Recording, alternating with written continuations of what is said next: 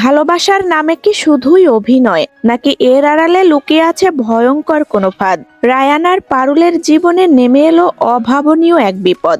Ryan পারুলের মান ভাঙানোর জন্য ঘরে সুন্দর এক রোমান্টিক পরিবেশ তৈরি করে।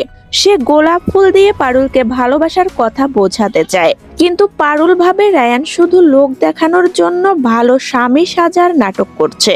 পারুল রেগে ফুলটি ছুঁড়ে ফেলে দেয় এবং রায়ানকে অপমান করে। দুজনের মধ্যে তুমুল কথা কাটাকাটি হয়।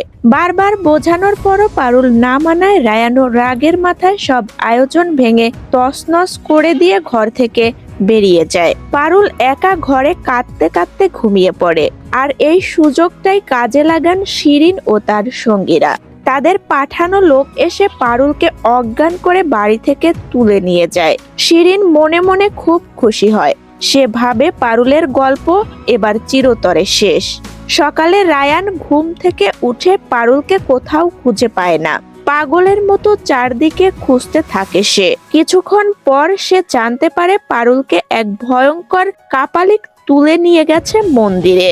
এদিকে শিরিন নিশ্চিত থাকে যে পারুলকে আর কেউ বাঁচাতে পারবে না, এমনকি পুলিশও না।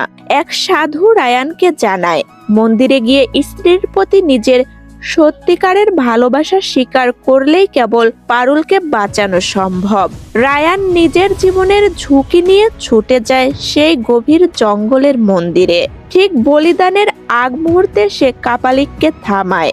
সবার সামনে সে চিৎকার করে স্বীকার করে যে সে সত্যিই পারুলকে ভালোবাসে। তার এই অকৃত্রিম ভালোবাসার কাছে কাপালিকও থেমে যায়, আর রায়ান পারুলকে বুকে টেনে নেয়। রায়ানের এই সত্যিকারের ভালোবাসার স্বীকারোক্তি কি পারবে শিরিনের সব ষড়যন্ত্র চিরতরে শেষ করে দিতে? পারুল কি এবার রায়ানকে বিশ্বাস করবে? পরবর্তী কাহিনী জানতে আমাদের সাথেই থাকুন। ভিডিওটি ভালো লাগলে লাইক দিন এবং প্রতিদিনের নতুন এপিসোডের আপডেট পেতে অবশ্যই চ্যানেলটি সাবস্ক্রাইব করুন। ধন্যবাদ।